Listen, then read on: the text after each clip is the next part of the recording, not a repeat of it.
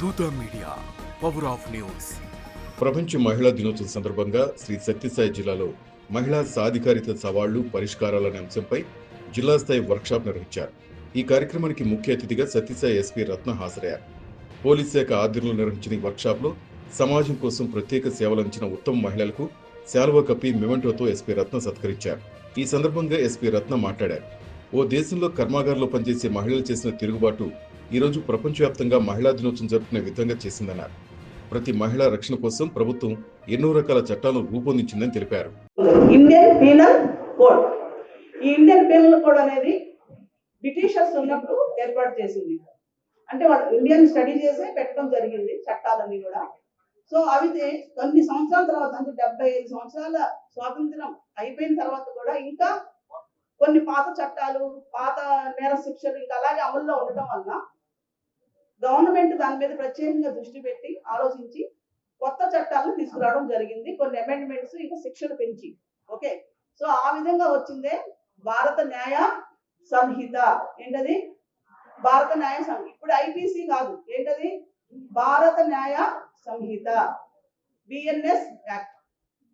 Okay, so BNS act ప్రకారం మహిళలకు సంబంధించినటువంటి నేరాలకి శిక్ష చాలా ఎక్కువగా పెంచడం జరిగింది గతంలో కంటే కూడా.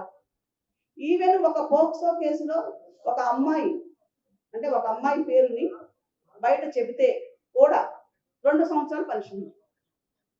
ఓకే, తర్వాత రేపు కేసులో కానీ, అత్యాచారం కేసుల్లో కానీ, అత్యాచారం చేసి చంపిన కేసులో కానీ, లేకపోతే గృహహింస కానీ, మహిళల పట్ల కుటుంబాలు జరిగేటువంటి నేరాలకు కానీ, కిడ్నాప్ చేయడం కానీ, అబ్డక్షన్ కానీ, ఆత్మగౌరవానికి భంగం కలిగించే విధంగా బ్యాడ్ బిహేవియర్ చేయడం కానీ, ఇవన్నీ కూడా శిక్షలు గతంలో కంటే ఎక్కువగా పెంచడం జరిగింది. ఇది ప్రత్యేకంగా దీనిపైన గవర్నమెంట్ చాలా దృష్టి పెట్టి తీసుకురావడం జరిగింది. తర్వాత మనకి డౌరీ ప్రొహిబిషన్ యాక్ట్ ఎలాగో ఉంది, చైల్డ్ మ్యారేజ్ ప్రొహిబిషన్ యాక్ట్ ఉంది. అట్లాగే sexual harassment at work place, అంటే వర్క్ ప్లేస్ అంటే మనం పనిచేసే చోట ఎదుర్కొనేటువంటి లైంగిక వేధింపులు ఏమైనా ఉంటే దానికి కూడా ఒక యాక్ట్ రావడం జరిగింది 2013. ఈ యాక్ట్ ప్రకారం ఏంటంటే కలెక్టరేట్లో ఒకటి, అలాగే ప్రతి ఒక్క HOD, head of the department ఎక్కడైతే ఉంటారో అక్కడ ఐపీసీ అని ఐసీసీ అని ఒకటి పెట్టుకోవాలి. ఐసీసీ అంటే ఇంటర్నల్ కంప్లైంట్స్ కమిటీ, అంతర్గత ఫిర్యాదుల కమిటీ.